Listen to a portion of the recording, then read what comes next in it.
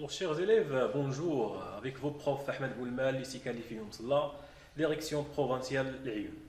Alors aujourd'hui, chers élèves, on va essayer de revenir à un petit rappel relatif aux fonctions numériques niveau tronc commun. Et le premier paragraphe le plus intéressant que vous avez déjà vu est relatif au domaine de définition d'une fonction.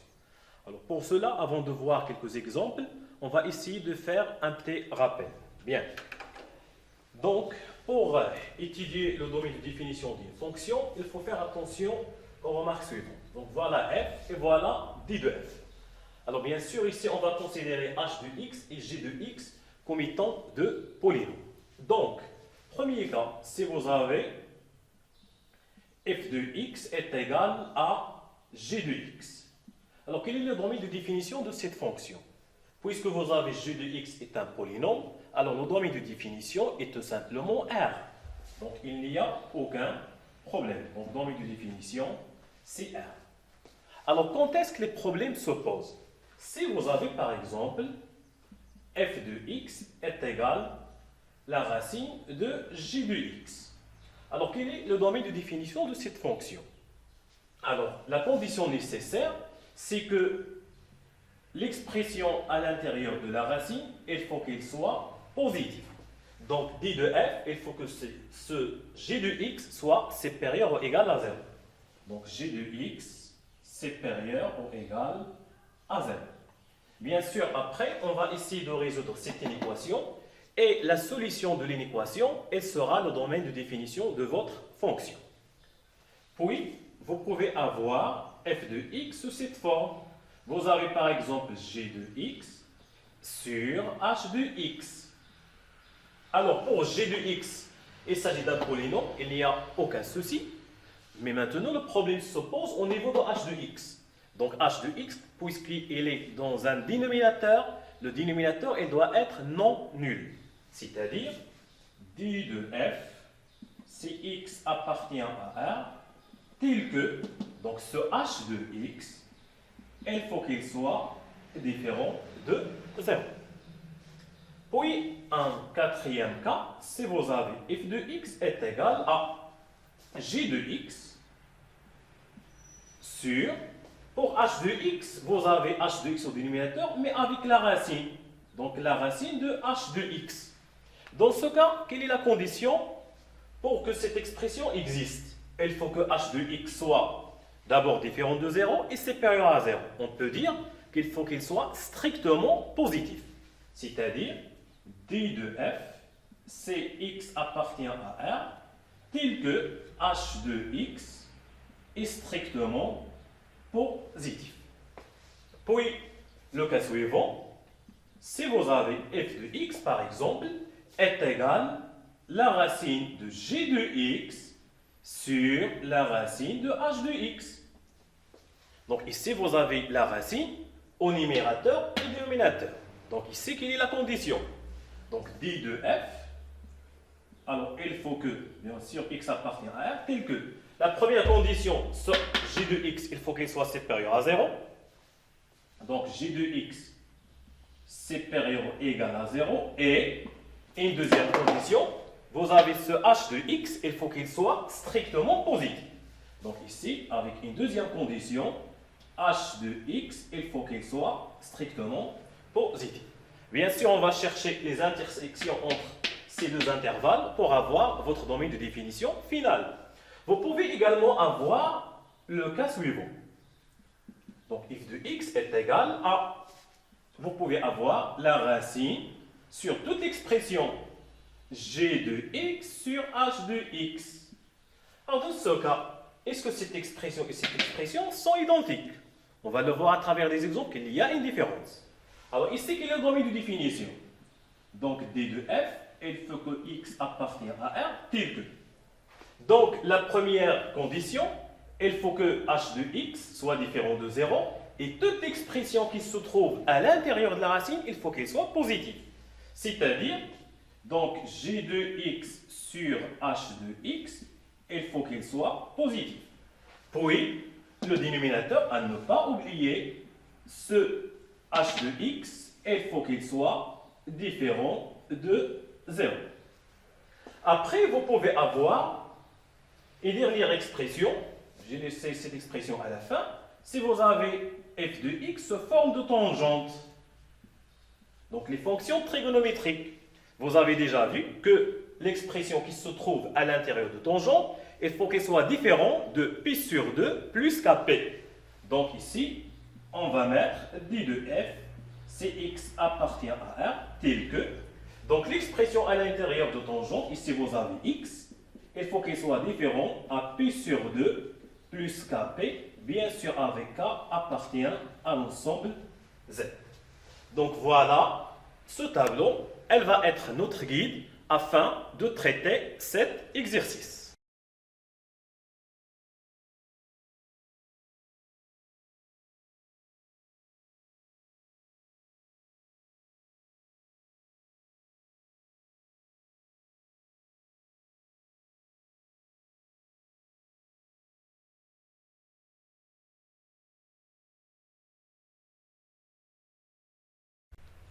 Voilà, maintenant on va voir un exercice d'application relatif à le tableau qu'on a déjà vu. Donc, je vous propose, chers élèves, un certain nombre de fonctions. On va essayer ensemble de préciser le domaine de définition.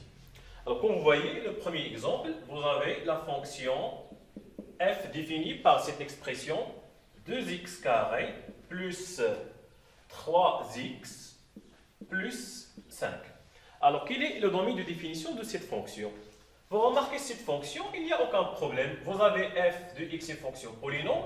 Donc, tout simplement, on peut dire d de f est égal à r, c'est-à-dire moins l'infini plus l'infini. Donc, justification, vous avez fonction polynôme. Donc, voilà pour le premier exemple. Il ne pose aucune difficulté. Alors, deuxième exemple. Alors, vous avez la fonction f qui est définie par cette expression racine de x moins 6. Alors, quel est le domaine de définition de cette fonction? Donc, d de f est égal à x appartient à r tel que. Donc, la condition nécessaire, comme on a déjà vu, il faut que l'expression à l'intérieur soit positive, c'est-à-dire 2x moins 6 supérieur ou égal à 0. Alors ici, vous avez une petite inéquation simple à résoudre de premier degré. Donc, x appartient à r, tel que 2x supérieur à 6. Donc, x appartient à r, tel que 2x supérieur à 6, c'est-à-dire x supérieur à 6 sur 2. On ne va pas changer de symbole puisque 2 est positif. 6 sur 2 est égal à 3. Donc, domaine de définition, il faut que x soit supérieur à 3. On va écrire ce domaine sous forme d'intervalle. Donc l'intervalle, c'est tous les nombres qui sont supérieurs à 3. C'est l'intervalle de 3 jusqu'à plus l'infini. Donc voilà pour le deuxième exemple. Le troisième exemple, vous avez, alors f de x est égal à la racine de 2x moins 8 plus la racine de moins 2x plus 20. Donc ici, vous avez double racine. Donc, d de f, donc exemple 3, il faut que, donc x appartient à r, tel que. Donc la première condition, cette expression, il faut qu'elle soit positive. 2x moins 8 supérieur à 0. Puis, il y a une deuxième condition, et. Alors, et, vous vous rappelez, elle désigne l'intersection. Donc, et, la deuxième condition, c'est que moins 2x plus 20, il faut qu'il soit supérieur à 0. Donc, vous avez deux inéquations à traiter. Donc, si x appartient à r, tel que, donc ici, vous aurez 2x supérieur à 8, c'est-à-dire x supérieur à 8 sur 2, qui est 4. Et la deuxième, donc ici, il faut faire attention, vous avez une valeur négative. Donc, moins 2x supérieur à 20, c'est-à-dire moins 2x est supérieur à moins 20. Donc, x appartient à r, donc x supérieur à 4. Et, alors, moins 2x supérieur à moins 20, lorsqu'on va diviser sur une valeur négative, il faut changer de symbole.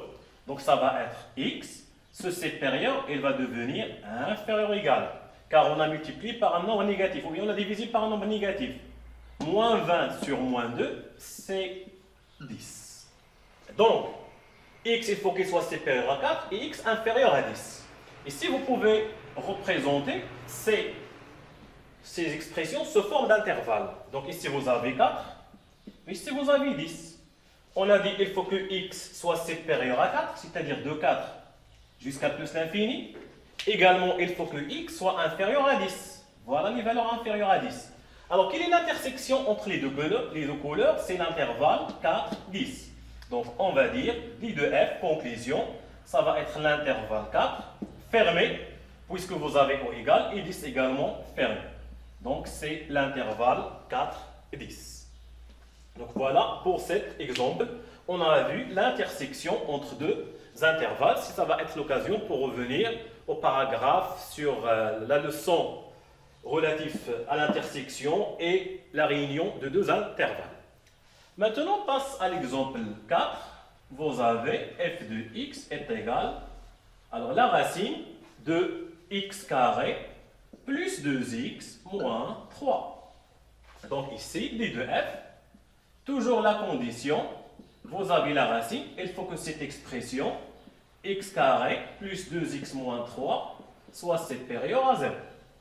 Alors dans ce cas, nous avons une équation de deuxième degré. Et pour résoudre une équation de deuxième degré, il faut calculer le discriminant delta et le tableau de signes. Donc on a delta. Vous rappelez delta, le premier semestre, b carré moins 4 ac. Alors b c'est 2, a c'est 1, c'est moins 3. b carré, 2 au carré, c'est 4. Moins 4 fois a qui est 1 fois c moins 3. Vous aurez 4 plus 12, c'est 16. Delta positif, vous avez x1. C'est moins b plus la racine de delta sur 2a. Alors moins b c'est moins 2. Plus racine de 16 c'est 4. 2a c'est 2. Ça va être 4 moins 2 c'est 2 sur 2 qui est égal à 1. Et vous aurez x2 c'est moins b moins racine de delta, c'est-à-dire moins 2 moins 4 sur 2. C'est moins 6 sur 2, c'est moins 3. Donc il y a deux racines. Après, on va passer au tableau de signes. Donc ici, vous rappelez du tableau de signes. Donc ici, on va mettre x. Donc ici, vous avez 2. Alors les deux solutions qu'on a trouvées, donc moins l'infini plus l'infini. Alors les deux solutions qu'on a trouvées, moins 3 et 1. Donc c'est moins 3 et 1. 0, 0. Ici, on va mettre x carré plus 2x moins 3. Tableau de signes. Polynomial de deuxième degré. Signe de A, signe de A, signe opposé de A.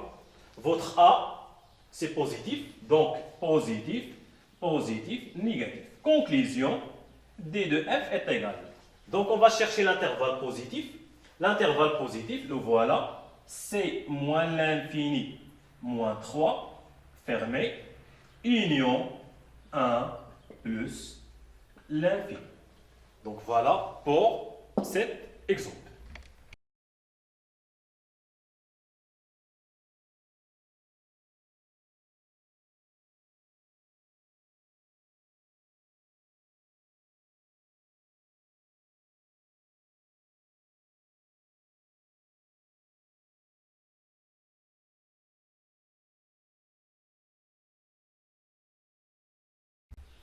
Alors, on continue. L'exemple suivant, vous avez 2x plus 4 sur la racine de x moins 3.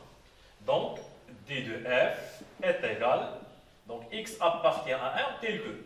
Pour 2x plus 4, aucune condition à signaler, rien à signaler. Ici, vous avez la racine. Là, l'expression à l'intérieur de la racine, il faut qu'elle soit positive. Et différent de 0, on va mettre strictement positif. Donc, ça devient très simple. Si x appartient à R, tel que x, elle doit être strictement supérieur à 3. Alors, x strictement supérieur à 3, c'est l'intervalle 3 plus l'infini. Et vous avez strictement ouvert.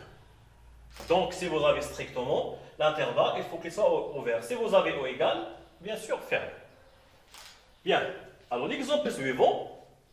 F de x, vous avez la racine sur toute l'expression. Donc ici, vous avez la racine sur toute l'expression.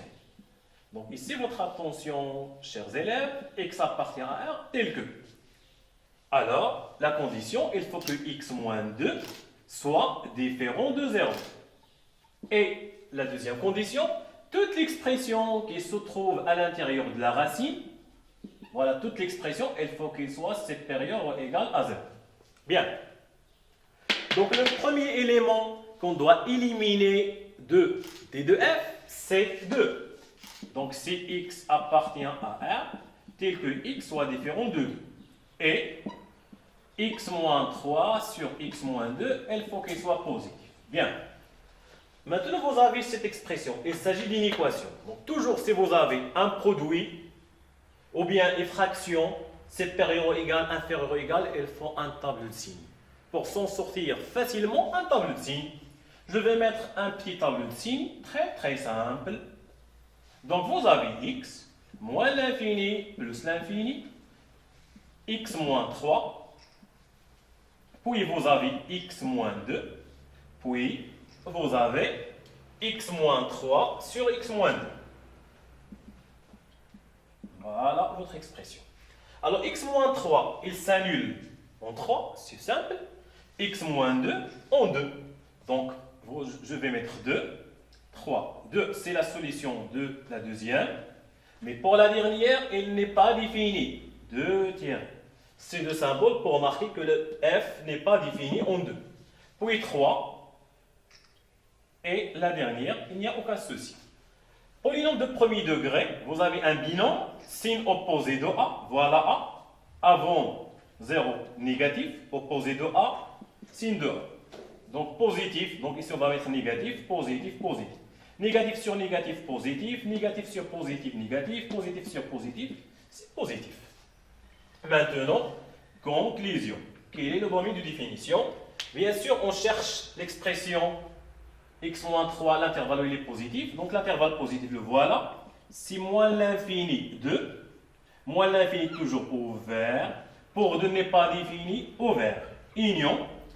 Pour 3, vous avez au égal, il n'y a aucun problème. Donc 3, il a une image par ses fonctions. Si vous calculez l'image de 3, vous allez avoir 0. Pour 3, ça ne pose pas de problème. Donc voilà votre domaine de définition. Maintenant, l'expression suivante, vous avez la racine x moins 3 sur x moins 2. Alors ici, est-ce qu'il s'agit de la même expression? On va voir. Donc vous avez la racine sur toute l'expression. Ici, vous avez la racine distribuée sur chaque expression. Donc d de f est égal à x appartient à R tel que. Donc la première condition, il faut que x moins 3 soit supérieur ou égal à 0. Donc l'expression au numérateur, il faut qu'il soit positif. La deuxième condition, vous avez x moins 2 et x moins 2. La racine e dénominateur, il faut qu'il soit strictement positif. Donc ici, on va parler d'intersection également de deux intervalles. Si x appartient à 1, alors x supérieur ou égal à 3. Et ici, vous aurez x strictement supérieur à 2. Bien sûr, on va chercher l'intersection des deux intervalles. Toujours, si vous avez une confusion, vous pouvez faire une droite graduée. Alors, x supérieur à 3, c'est de 3 jusqu'à plus l'infini. Alors, x strictement supérieur à 2, c'est de 2 jusqu'à plus l'infini. Vous remarquez l'intersection entre les deux intervalles n'est rien que l'intervalle 3 plus l'infini. Donc, d de f, ça va être 3 jusqu'à plus l'infini. Donc, voilà pour cet exemple.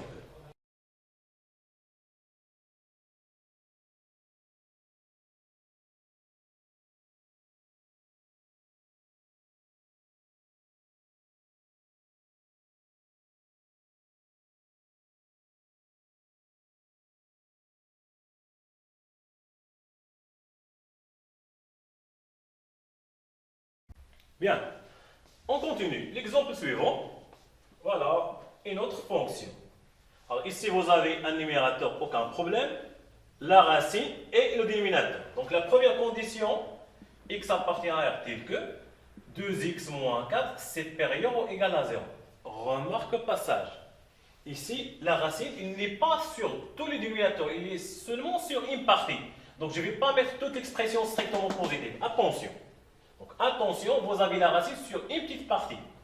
Donc, et une deuxième condition, il faut que le dénominateur, c'est toute l'expression soit différent de 0. Donc voilà pour votre exemple. Est égal, x appartient à R, tel que 2x moins 4 supérieur à 0. Une petite inéquation, 2x supérieur à 4, x supérieur à 4 sur 2, qui est égal à 2.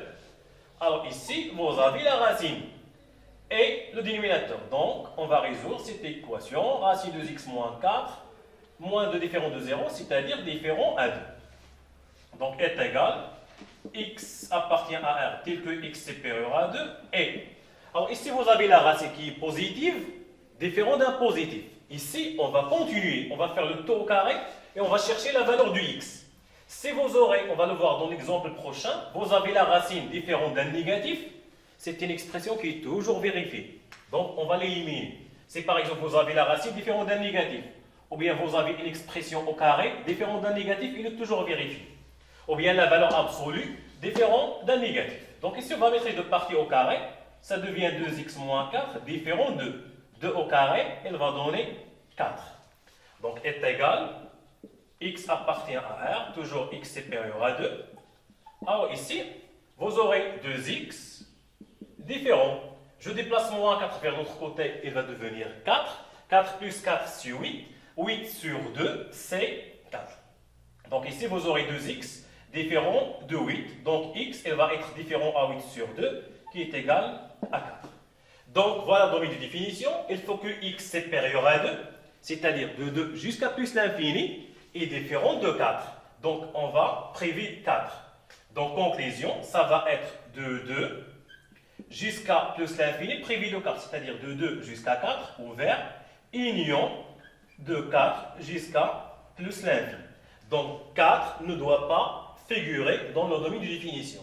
Car si vous remplacez ici par 4, vous allez avoir que 4, c'est la valeur qui rend votre dénominateur est égal à 0. Bien. L'exemple suivant, on va voir la particularité de cet exemple par rapport au précédent. Vous remarquez la même expression, plus ou moins. Ici, vous avez moins, ici, vous avez plus. On va voir est-ce qu'il va changer beaucoup de choses ou pas. Donc, x appartient à R. Donc, la seule condition que vous avez ici, il faut que le dénominateur soit différent de 0. Donc, pour la valeur absolue, aucune condition. Donc, 2x plus 3 plus 5, il faut qu'il soit différent de 0. On va essayer un peu de voir cette expression. Donc, je vais penser à 2x plus 3, valeur absolue différente de moins 5. Or, on sait bien que la valeur absolue est toujours positive. Un positif, bien sûr, est toujours différent d'un négatif. Donc, cette expression que vous voyez ici, c'est une expression qui est toujours vérifiée, toujours vraie. Vous avez toujours une valeur positive différente d'un négatif. Donc ici, puisqu'il n'y a aucun souci, d de f c'est égal à r, c'est-à-dire moins l'infini jusqu'à plus l'infini. Donc tous les nombres réels ont une image par cette fonction. Puis l'avant-dernier exemple, alors d de f, x appartient à r. La même expression que tout à l'heure, sauf qu'ici vous avez plus, ici vous avez moins. Donc, on va avoir la valeur absolue de x plus 3 moins 5 différent de 0. C'est-à-dire x appartient à R tel que la valeur absolue de x plus 3 est différente de 5. Alors, ici, vous avez une valeur absolue différente d'un positif. Dans ce cas, il y a deux cas. C'est-à-dire, x appartient à R tel que. Alors, quels sont les nombres qui ont comme valeur absolue 5 et moins 5? Donc, ici, il faut que 2x plus 3 soit différent de 5 et différent de moins 5. Donc, il y aura deux conditions pour éliminer la valeur absolue. 2x plus 3 différent de 5 et 2x plus 3 différent de moins 5. Et après, on va traiter chaque expression. Donc, ici, vous aurez 2x plus 3 différent de 5, c'est-à-dire 2x c'est différent de 5 moins 3, c'est 2, c'est-à-dire x différent de 2 sur 2, qui est 1. Et pour la deuxième, 2x plus 3 différent de moins 5, c'est-à-dire 2x différent de moins 5 moins 3 moins 8, x différent de moins 8 sur 2, c'est moins 4. Donc cette fonction, elle sera privée de deux valeurs, à savoir moins 4 et 1. Donc dans mes définitions, ça va être R privé de moins 4 et de 1. Par intervalle, on peut écrire, c'est l'intervalle moins l'infini jusqu'à moins 4. On va éliminer moins 4. Union moins 4 jusqu'à 1. Union 1 jusqu'à plus l'infini. Bien sûr, l'intervalle il sera ouvert de moins 4 et de 1. Donc, vous avez union de 3 intervalles. Le dernier exemple, c'est les fonctions trigonométriques. Donc, dit de f, x appartient à R, quelle est la condition des fonctions tangentes? Pour la fonction tangente, il faut que l'expression à l'intérieur de tangente, il faut qu'il soit différent de pi sur 2 plus kp, qui est égal, donc x appartient à R, tel que x différent. Donc, on va diviser par 2, on obtient pi sur 2 sur 2, c'est pi sur 4, plus kp sur 2. Bien évidemment, K, il appartient à Z. Donc, dit de F, conclusion, ça va être R privé de P sur 4 plus KP sur 2 avec K appartient à Z. Donc voilà, chers élèves, un petit rappel qui est nécessaire pour le domaine de définition, car vous savez, la première question des fonctions, c'est le domaine de définition. Et s'il y a une faute commise dans le domaine de définition, vous allez dire au revoir à l'exercice. Merci pour votre attention.